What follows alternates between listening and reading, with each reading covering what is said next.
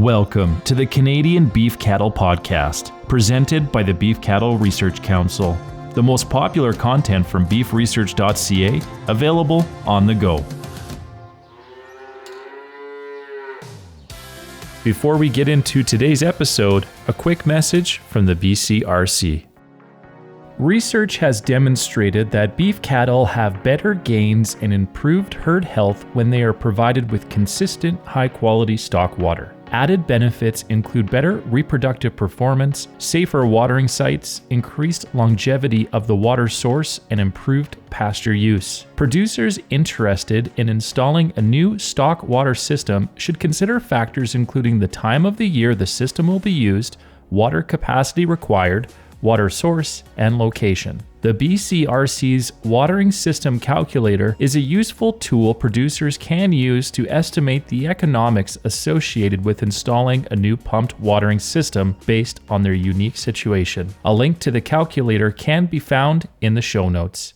This episode is titled Strategies for Fall and Winter Grazing: Eastern Canadian Perspectives. As we move into late summer, planning ahead for the coming fall and winter months is always time well spent, especially when considering the nutritional needs of the beef herd. Winter feeding can be costly and labor-intensive work. Extending the grazing season is one way to minimize reliance on stored feeds and reduce yardage costs and labor. Depending on your unique situation, this type of management system may take on various forms. Stockpiled perennial forages, annual forages, including cover crops, crop residues, and bale grazing are all options that may work on your operation. The following producer profiles highlight some of the ways these strategies have been successfully implemented in Eastern Canada. The Manning family farm is located near Falmouth, Nova Scotia, and is operated by Dean and Catherine Manning and their family. They run an 80-head cow herd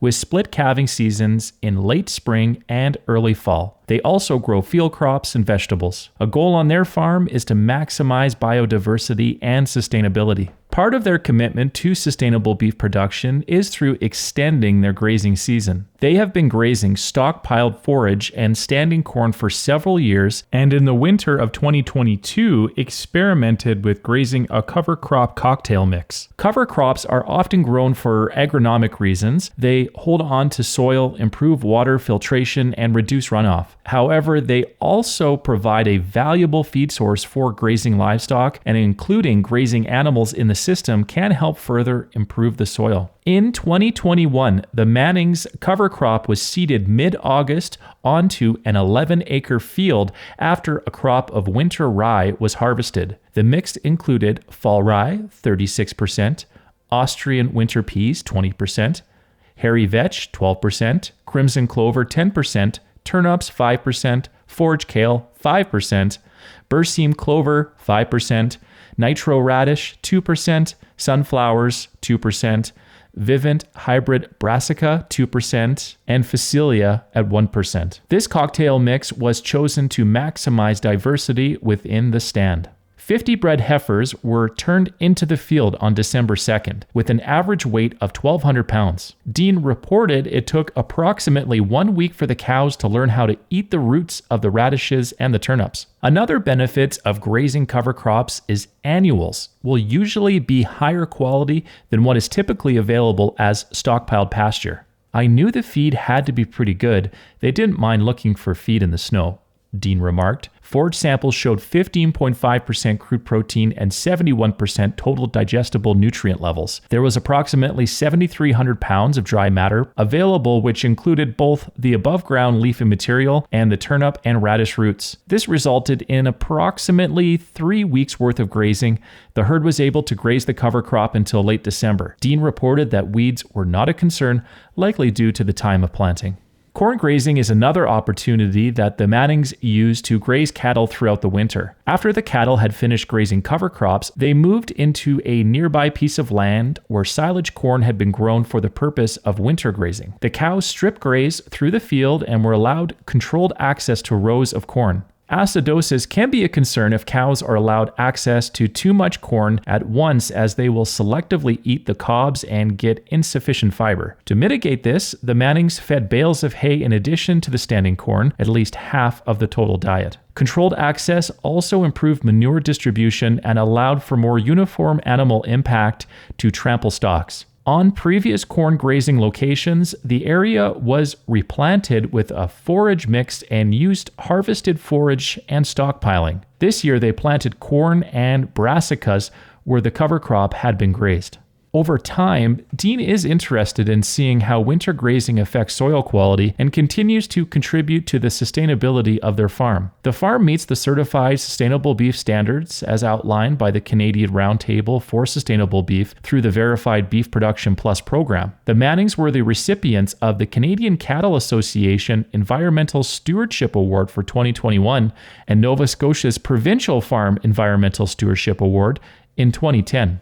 Jacob Morin and Rosemary Allen have a family farm located 20 minutes from Drummondville, Quebec. They have 80 Black Angus cow-calf pairs, and they are grazed year-round on their 300-acre farm and neighboring cropland. In addition, they also raise pastured pork and run a market garden. 3 years ago, they took over the family farm after farming alongside Jacob's parents. They finish their cattle on farm and sell half of their product direct to consumer as grass-fed beef and the other half to a retailer in Montreal. They also sell purebred Black Angus heifers and bulls that have been proven for grass-based systems. In the past, they have had Salaires and Simmental as well, but feel that the smaller frame size and large rumen capacity of Angus works well for their operation. Their motivations to keep cattle outdoors year-round include improved animal health and increased profit margins, in addition to the environmental sustainability. The barn on their property is an old dairy barn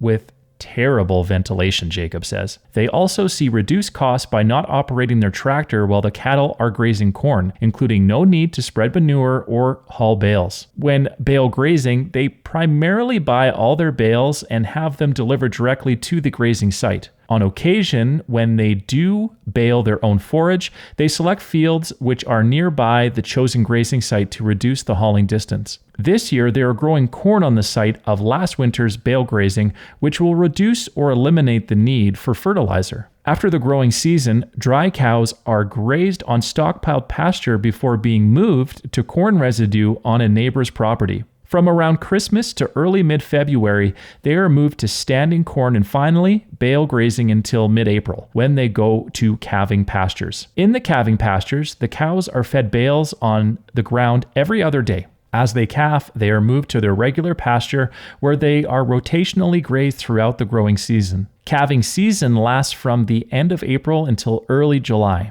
To address any challenges with mud, the family is building a high-density wintering yard with a bed pack on sand, where the cattle can be moved in the event of thaws, although they expect that good rotations should limit the use of it. This year, they are working on installing permanent energy-free winter watering systems across the farm to allow better access to winter water in the event that there is not enough snow available to satisfy the animals' requirements and to reduce the distance animals currently have to walk to water. They are also aiming to directly market more of their beef and increase the number of breeding bulls being sold. Jacob stresses the importance of having the correct herd genetics to graze year-round. He suggests that producers purchasing bulls should think about the goals of their operation and look for bulls from farms that share the same values and production systems. He encourages visiting the farms before buying bulls, if possible. In addition to this, he also suggests that producers shouldn't be afraid to call cows that aren't performing for them. If they aren't working for you, they end up costing you money compared to selling them, Jacob says. They are taking the place of a cow that would work better for your situation. For their system, they require their cows to breed back and raise a calf every year.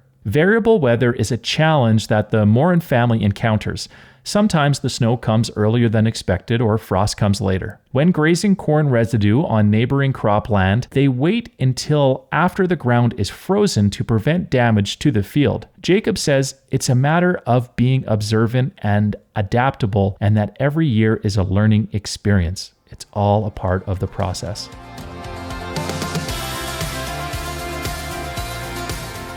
Thank you for listening to this week's episode. You can find all relevant links and information at beefresearch.ca or in the show notes.